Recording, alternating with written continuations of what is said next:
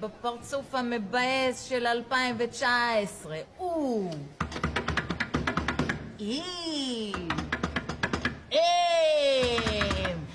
אמנון פאקינג טיטינסקי! מה אתה רוצה? קדימה, שחררי אותי. לא נכון. אתה צוחק עליי. אתה בטוח? זה 40 שקל. כל 2019 לא הוצאת את הסכום הזה. את מספרת לי? זה בזבזן, איזה לארג'. יואו, תביא.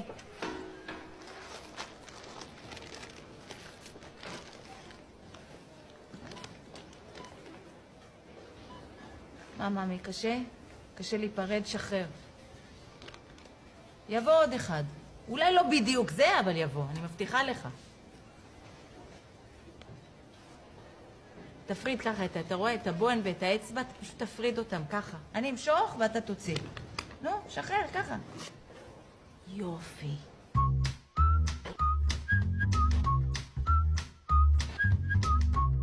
אוקיי, אז מיכאל ודן סיימו את הסרטון המיוחל יומיים לפני הדדליין. אני כמובן לא ראיתי כלום, אני ככה מחכה בקוצר רוח לפרימיירה, ביחד עם אביחי. זה בלתי נתפס, אתם קולטים שמיכאל אשת בלום ודן פזיאלי עשו את הקמפיין של שפע יששכר.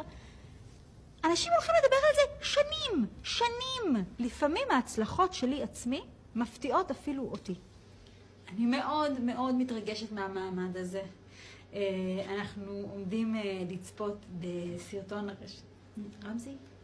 די. אני מתרגשת, ואנחנו עומדים לצפות בסרטון הרשת הראשון של ענק הקמעונאות שפע יששכר. טוב, אני רוצה להגיד תודה רבה לגאוני העל האלה, מיכאל אשת בלום ודן פזיאלי. לא איפה השלישי? הם שניים. כל השמות שאמרת זה רק שניים?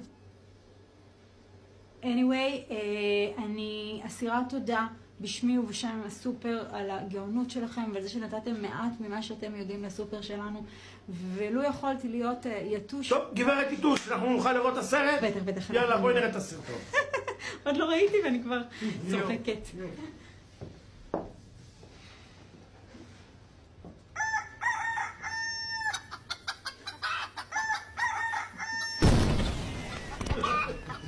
Ha ha ha ha!